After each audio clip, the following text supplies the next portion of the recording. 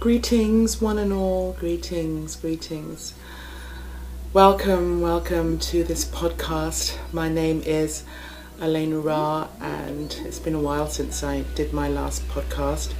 2015 is really already showing itself to be a really magical year of transformation and integration, and most of all, initiation.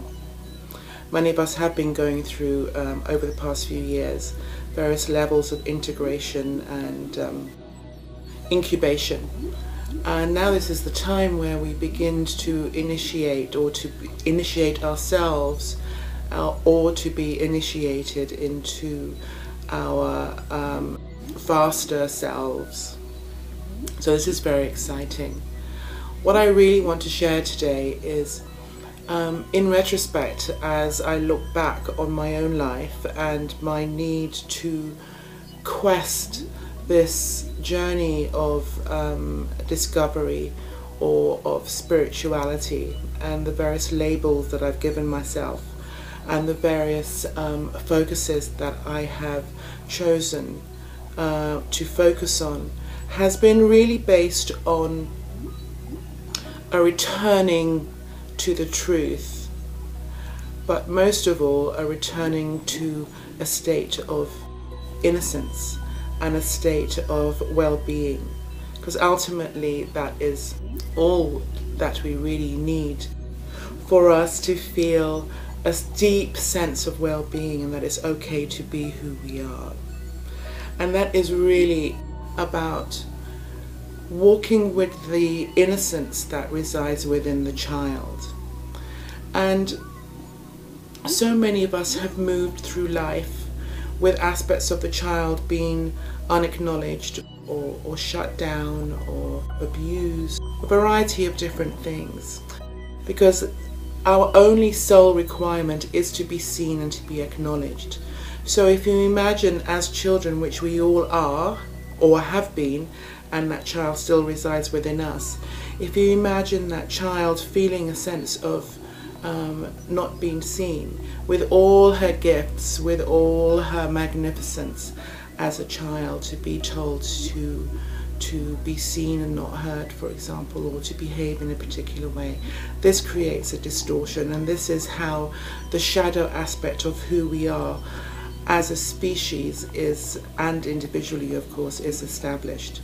So it's this shadow aspect that is really what has been holding humanity hostage for thousands of years, by not acknowledging the effect on the child, on our children and the child within us.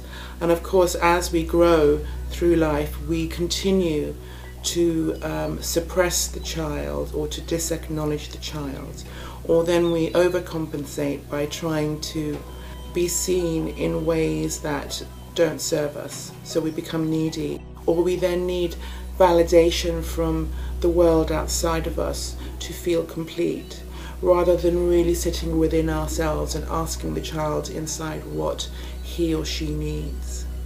So this is the core issue, and this is what has held humanity at bay from evolving. But also, when you think about it, as we move through childhood, we then move into adolescence. Essentially what adolescence is that we begin to be pumped with these elixirs called hormones. And it feels to me that humanity has been stuck in a perpetual adolescence. Because if we're not seen and held as children, and then these elixirs or these hormones then start running through our bodies, that helps to cause more insecurity or more fear of the world. This form of terrorism. Terrorism can only work because it triggers the terrorist within ourselves. And the world can be quite a scary place. As children, we begin to create these models of the world. The world is a scary place, or I'm all alone, or nobody loves me. So then there's a sense of fear or terror when it comes to dealing with the world. So the only reason why terrorism can work is because it triggers the terrorist within us, or that part of us that has been terrorized or has been in fear. So what we need to do here, in terms of our true spiritual work, is to go inside and ask that inner child what it needs, to give that inner child what she needs to feel complete and to feel welcome and to feel a sense of well-being. That is how we will feel this sense of well-being and peace and joy and lightness. After all, it is the child that holds the gift. As souls and universal souls and incredible beings who have come here to incarnate on this planet, we have come here from the heavens. We have come here from the angelic realm to anchor heaven here on earth. And it is the child that holds that love and holds that innocence, that holds all of the information that is required for our evolution, our individual evolution and our collective evolution. So what we need to do individually is to sit and to come back home to that child, to hold that child, to allow that child to shine and to be fully expressed through you, to allow your creativity to be fully expressed here on this world and in this world. And often I say, how beautiful do you dare to be? How expanded do you dare to be? How powerful do you dare to be? How naked do you dare to be? That is all to do with that inner child. And it's that inner child that quite often has been told that, oh no, you can't behave like that, or you can't be so, expanded, or you can't be so expressive. You can't express that kind of affection, or whatever that might be. But if that is your true calling or the true yearning of your soul, then we need to be who we are. We are not robots. We are not here to be conditioned into a certain way of being. We are here to be who we are within our fullness. So this is very much a kind of integration that has been happening over the past few years.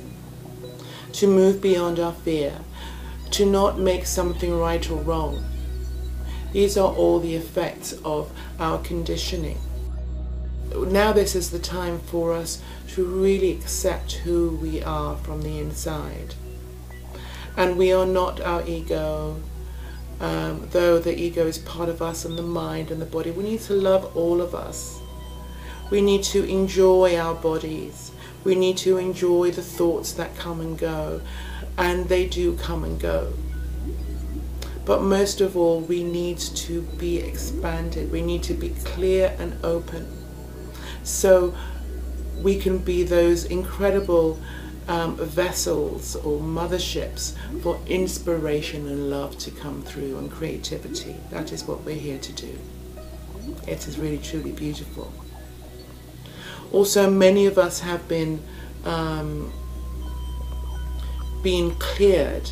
A lot of our thoughts, processes that we used to have, we don't have them anymore. I know for me, I'm not able to hold certain information. There are certain things that were important to me a week ago, or a year ago, or 10 years ago, are no longer important. So what seems to be happening is that our decks are being cleared. Our hard drives are being wiped of all the information that we've accumulated here on this journey. So we can become empty. And as we become empty, then we are open to be restored as originally designed into our original innocence. And then, so we can then welcome our divine inheritance that has always been with us. You see, what's interesting, we realize that this is a journey of remembrance. We're not here to learn or to recollect even. to collect things along the way. We are already masters. We are already divine and sovereign beings. All we need to do is take the duster out and to clear all that stuff away, so we're left essentially with who we truly are, that beautiful crystalline child. So I leave this with you. Happy New Year. Happy New You. And that new you is that child that was born new, perfect, whole and complete. Totally expanded, totally illuminated and filled with love and wonder and creativity. And that child is you.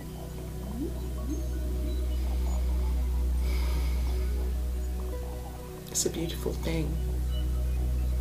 Open up, receive the child.